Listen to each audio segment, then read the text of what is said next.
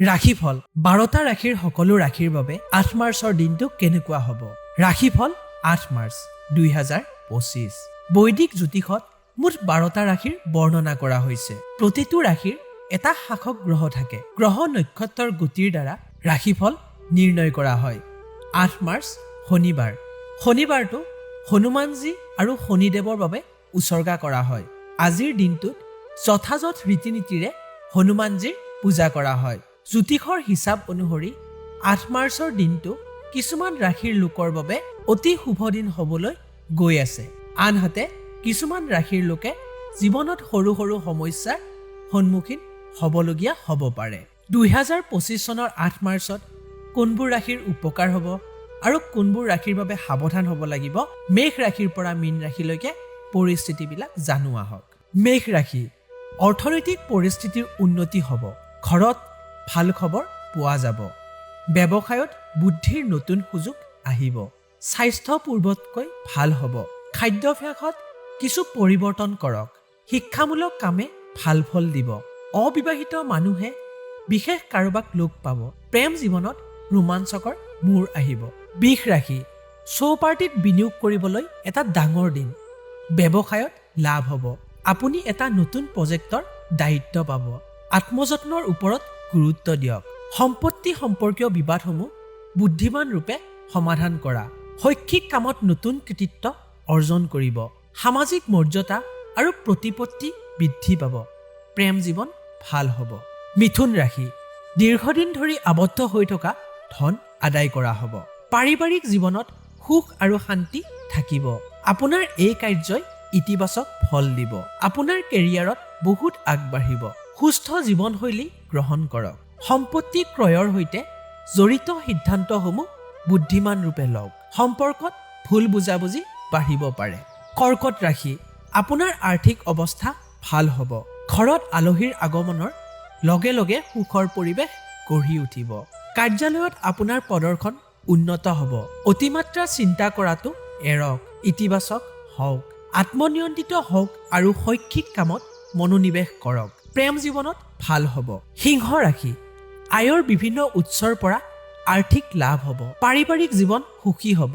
কাৰ্যালয়ত থকা সহকৰ্মীসকলৰ সৈতে সম্পৰ্ক ভাল হ'ব। ভ্ৰমণৰ পৰা বিৰত থাকক। শৈক্ষিক কামত উল্লেখযোগ্য কৃতিত্ব অৰ্জন কৰা হ'ব। প্ৰেমিকৰ পৰা মৰম আৰু সমৰ্থন পাব। তুলা ৰাশি, আজি আপুনি খৰখেদাকৈ কৰা কামৰ বাবে সমস্যাৰ সন্মুখীন হ'ব পাৰে। ধন সম্পত্তি বৃদ্ধিৰ সম্ভাৱনা থকাৰ বাবে ধন পৰিচালনা কৰিবলৈ শিকক। পাৰিবাৰিক জীৱন সুখী হ'ব। সম্পত্তিৰ সৈতে জড়িত বিবাদৰ সমাধান হ'ব। খাদ্যত সেউজীয়া শাক পাচলি আৰু ফল মূল অন্তৰ্ভুক্ত কৰক। ইয়াৰ ফলত আপোনাৰ স্বাস্থ্য ভাল হৈ থাকিব।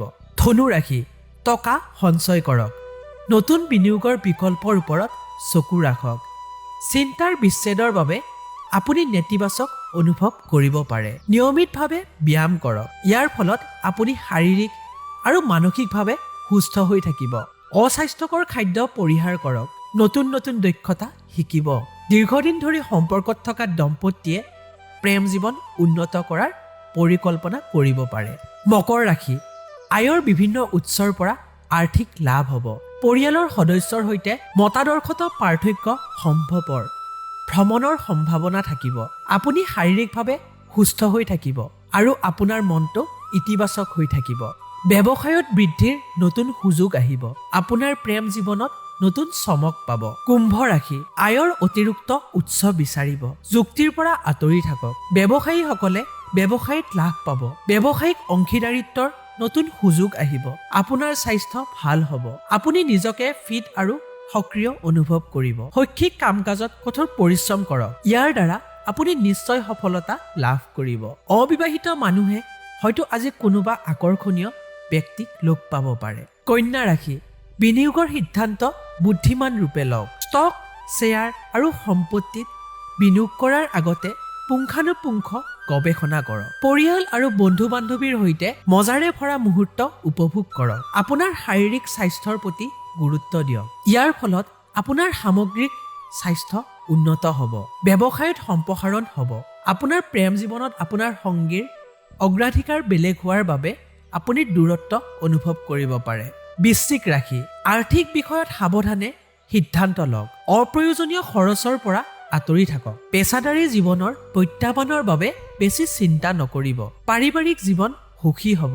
শিক্ষামূলক কামে ভাল ফল দিব। আপোনাৰ কেৰিয়াৰত বহুত আগবাঢ়িব। আপুনি হয়তো আপোনাৰ প্ৰেম জীৱনত চমক পাব পাৰে।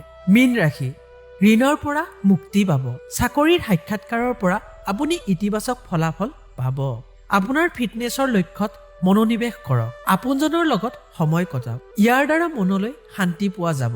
যাত্ৰাৰ সময়ত পুৰণি বন্ধু এজনক লগ পোৱা সম্ভৱ।